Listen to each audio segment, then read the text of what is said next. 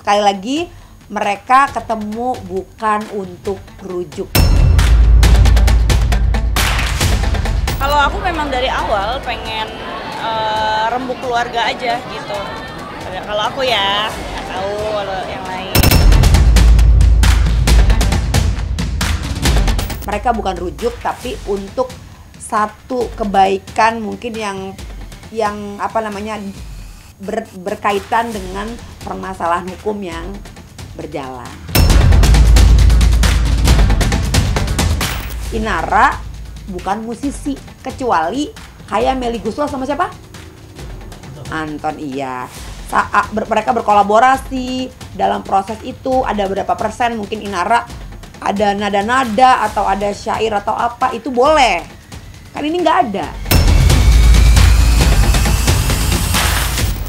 Tapi kami bersikeras bahwa apapun alasan dari pihak seberang terkait dengan gugatan kami, menurut mereka salah atau apapun itu atau menyesatkan, tapi menurut kami gugatan kami sudah benar dan kita akan buktikan di persidangan.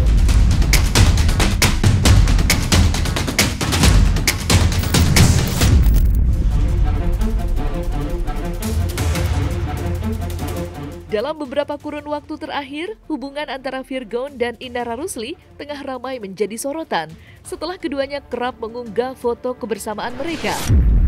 Bermula dari adanya foto mereka bersama ketiga anaknya, baru-baru ini Inara Rusli kembali mengunggah sebuah potret pertemuan antara dirinya dengan Virgon yang ditemani oleh masing-masing perwakilan keluarga.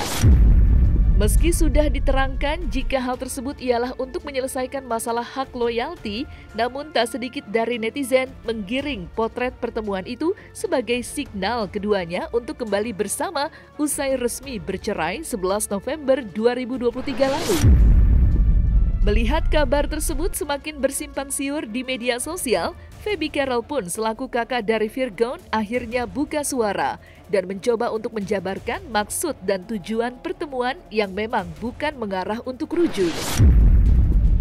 Lantas, benarkah orang yang seharusnya menemani Virgon saat bermediasi dengan Inara adalah Feby? Dan benarkah pula jika Feby dan Inara masih berperang dingin usai adanya tuntutan hak loyalti dari Inara?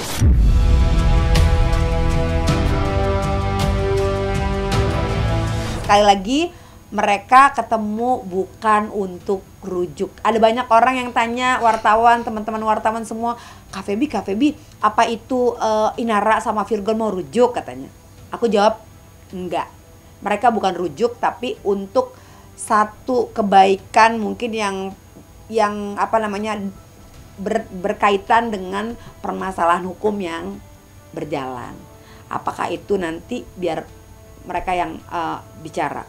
Cuma itu ada titik terang ya, mungkin kemarin itu ngomong yang jelas pastilah kasusnya royalti kan, pembahasan lagi royalti dan terkait Inara itu kan masalahnya itu. Jadi mungkin pembahasan ada ke arah royalti. Nggak tahu pertama suara itu di siapa yang bersuara itu pengennya gimana nggak tahu, tapi Om sempat ketemu waktu itu kalau nggak salah pas tahun baru pas Natal tahun baru itu cuma bilang mau ketemu sama Virgon dan Inara sama kakaknya gitu. Untuk apa? Ada yang mau dibahas gitu. Om suruh datang. Oh, oke. Terus aku belum ketemu lagi kan sama si Om kan. Tapi ya kurang lebih ya permasalahan royalti itu yang dibahas. Ada banyak hal yang dibahas, bukan cuma itu aja. Kalau aku memang dari awal pengen rembuk keluarga aja gitu. Kalau aku ya, nggak tahu kalau yang lain. Ya intinya kita pengen ada solusi yang bisa sama-sama masing-masing pihak tidak dirugikan. Inara bukan musisi, kecuali kayak Melly Guslo sama siapa? Anton, iya. Saat mereka berkolaborasi dalam proses itu, ada berapa persen mungkin Inara ada nada-nada atau ada syair atau apa, itu boleh. Kan ini nggak ada. Jadi ya kebijaksanaan Virgon aja sih, mau kasihnya berapa sekali aja. Kalau menurutku ya sekali, udah ibaratnya penghormatan terakhir lah.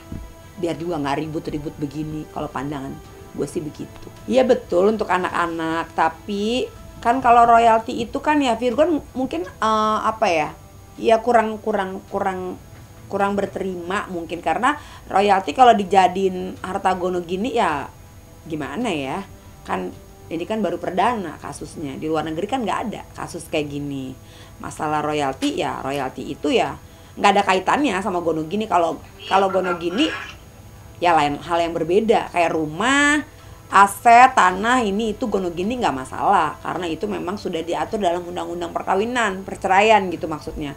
Tapi kalau royalti ya mungkin gini aja sih, duduk bareng. Mungkin kalau memang Inara juga merasa inspirasi itu dia datang dari dia gitu, ada beberapa lagu ya mungkin duduk bareng, nggak usah ribut-ribut, terus dengar maksudnya apa, disaksikan. Kalau gue jadi Virgon mendingan begini, misalnya kasih sekali entah itu berapa, tapi bukan tidak untuk seumur hidup, karena ini hanya kebijaksanaan gitu. Nggak ada kewajiban. Pasti doanya semua yang terbaik buat Inara, yang terbaik juga buat Virgon. Walau gimana kan ada 3 anak, jadi harus membesarkan anak itu kan sama-sama ibu dan bapaknya gitu. Jadi ya nggak usah berselisih, nggak usah dipanjang-panjangin lagi. Yuk kita selesain. Mudah-mudahan bulan depan udah selesai semua. Tapi harapannya mudah-mudahan menemukan titik terang dan menemukan hal yang baik untuk kedua belah pihak, tidak memberatkan sebelah. Sekali lagi ya, berharap tidak memberatkan sebelah.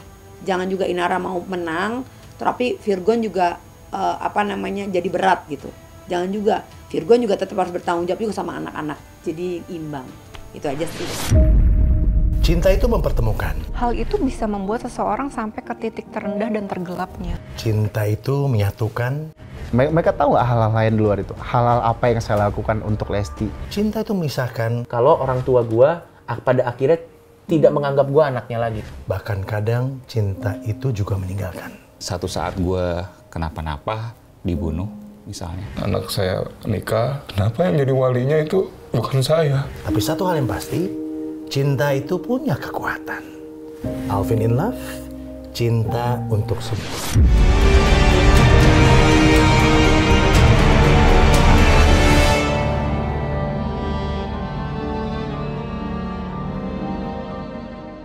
Berbicara soal hak loyalti, kemarin sidang gugatan perdata Inara terhadap Virgon terkait pengalihan loyalti lagu kembali digelar di Pengadilan Negeri Jakarta Pusat.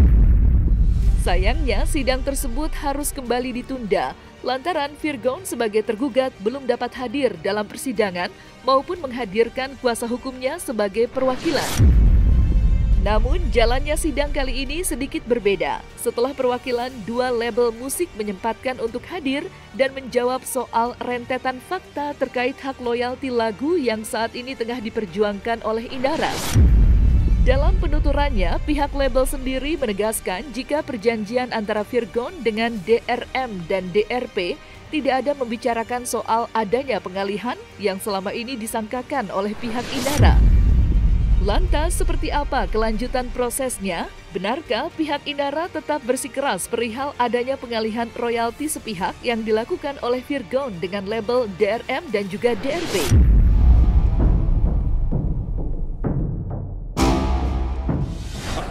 Kita hadir mewakili tergugat 2 dan 3, yaitu PT Digital Rantai Maya dan PT Digital Rumah Publisindo sebagai tergugat 2 dan 3. Dalam hal ini, acara hari ini adalah kita menghadiri sebagai kuasa dan menunjukkan kuasa kita serta bukti-bukti berkenaan dengan para tergugat 2 dan 3 tersebut. Jadi memang belum masuk ke substansi, baru pemeriksaan kuasa. Kasus di Pengadilan Agama yang kalau kami lihat bahwa sebenarnya putusannya sendiri yang berkenaan dengan salah satunya pembagian royalti sebagai harta bersama tersebut, ini belum ingkrah gitu ya. Jadi belum berkekuatan hukum tetap karena lagi dibanding, sedang dalam proses banding. Oleh karena itulah kemudian ketika pihak, dalam hal ini pihak penggugat, membawa kasus ini ke Pengadilan Negeri saat ini dengan menyatakan bahwa dia punya hak terhadap perjanjian yang ditandatangani oleh Virgon dalam hal ini gitu ya. Nah ini kan jadi tidak jelas di sini. Padahal kalau memang dia punya hak, harusnya udah berkekuatan hukum tetap dulu di pengadilan agama. Nah jadi memang yang pertama ini menurut kami ini justru tidak jelas. Perjanjian antara Virgon dengan pihak DRM dan DRP yang dituduhkan bahwa ini adalah upaya penghilangan hak dari penggugat gitu ya, akibat dari putusan pengadilan agama, sebenarnya ini tidak ada kaitannya sama sekali dengan putusan pengadilan agama. Karena ditandatangani perjanjian ini antara Virgon dengan DRM itu sejak tahun 2015. Sedangkan perjanjian antara Virgon dengan pihak DRP itu sejak tahun 2018.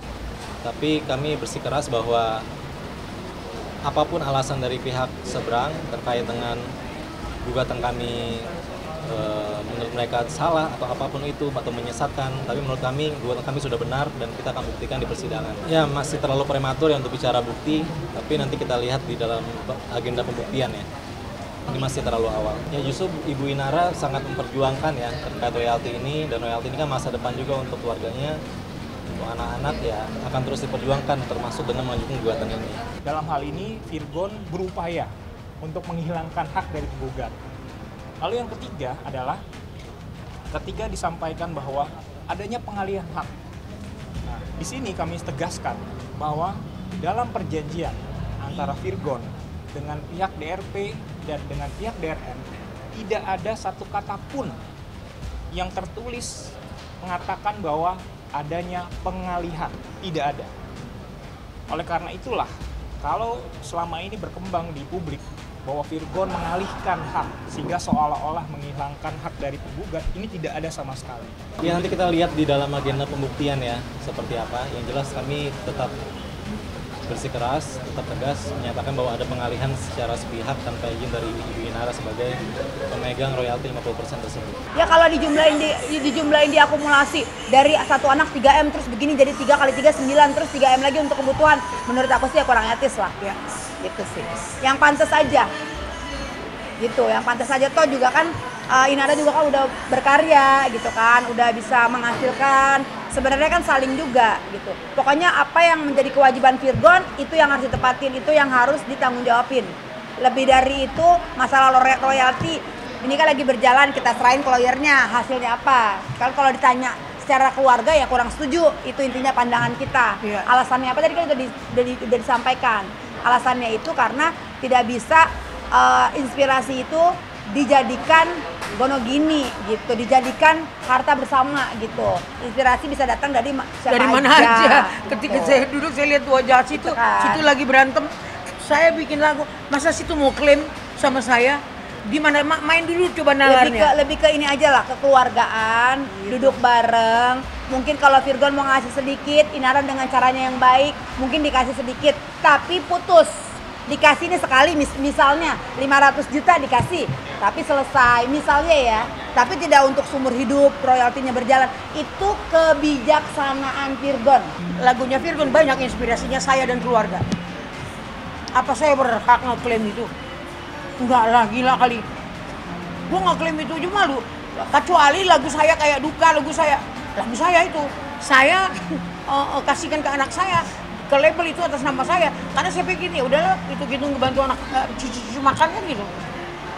Kalau untuk hanya sekedar inspirasi kayak peluklah harap diriku mama, itu inspirasi saya loh. Dan saya karena saya waktu itu bikin festival lagu Batak, lagu saya 10 besar se-Indonesia. Dia balas dengan lagu itu. Ini nggak bisa diklaim-klaim kayak begitu. Nggak ada dasarnya itu sampai kemarin pun nggak ada dasarnya. Di mana ada dasarnya kayak gitu? Dan balik lagi yang tadi aku bilang kan, kalaupun meminta dengan baik-baik secara kekeluargaan, mungkin Virgon juga ngasih, tapi besarnya itu besar kecilnya itu berapa kan biar hatinya Virgon lah yang berbicara. Pokoknya mungkin ini penghormatan terakhir nih adalah sedikit nih dikasih entah berapa, tapi kan udah beres, bukan royalti yang seumur hidup, ngerti gak sih? Cuma penghargaan terakhir. Besarnya kalau gini, royalti itu bisa nanti dimiliki anak-anaknya langsung ke tangan anak-anak yang 3 itu ketika Virgon udah nggak ada, paham? Virgon masih hidup, masa iya Virgon masih hidup minta royalti ke anak-anaknya? Enggak lah. Tapi kalau deposito untuk anak-anaknya dipersiapkan, itu good.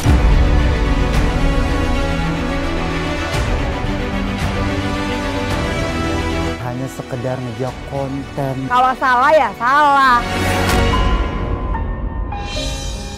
Bisa berlatih. Saksikan bersama saya Vista Putri pukul 18.00 hanya di Cumi. Visit di cumi-cumi.com.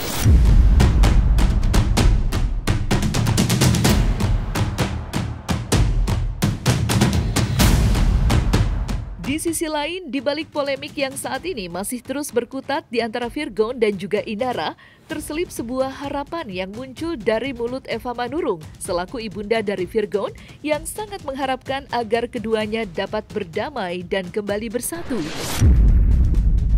Tentu hal itu sangat diharapkan oleh Eva, lantaran ia sangat prihatin dengan kondisi ketiga cucunya yang sangat menginginkan kedua orang tuanya dapat kembali bersama seperti sedia kala.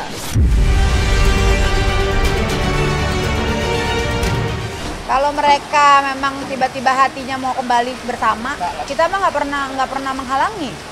Selama itu baik nggak pernah menghalangi. Terutama kan dari kemarin-kemarin kan saya bicara. Ya. Kalau kalian mau pisah, saya nggak pernah nyuruh kalian pisah. Kalian kalau mau gabung, saya juga nggak perlu nyuruh kalian bergabung. Ya. Terserah kalian berdua. Tapi kalau kalian berpisah, tentunya harus bertanggung jawab dengan segala konsekuensinya. Ya. Kan begitu. Ya.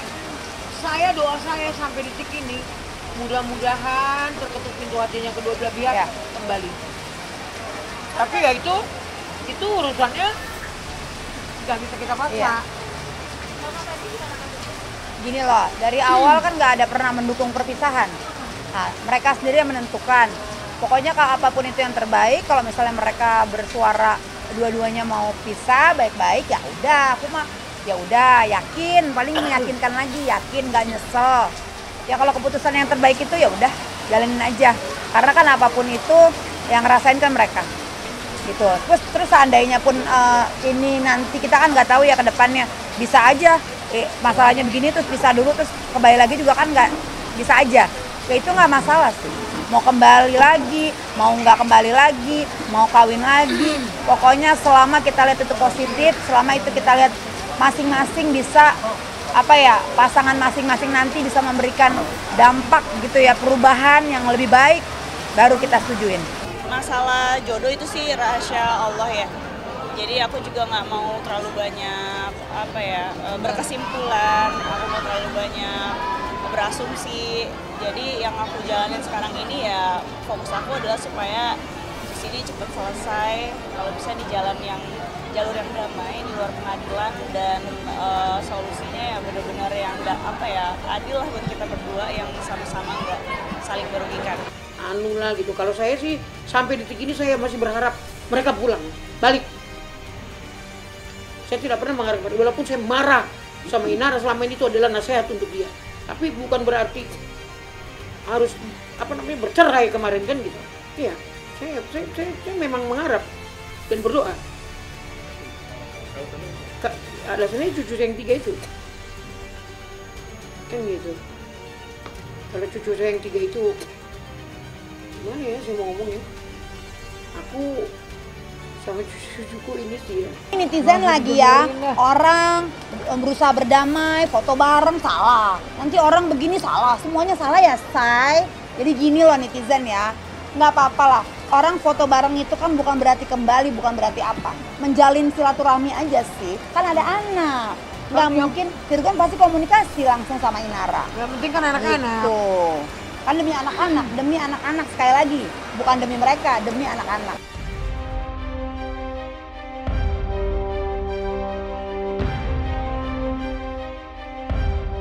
Nah, selesai sudah Cumi Lovers, saksikan terus Cumi Camp In-Depth, kabar lengkap, mendalam, dan akurat dari narasumber terpercaya. Dan jangan lupa untuk like, subscribe, dan juga share channel YouTube Cumi Cumi.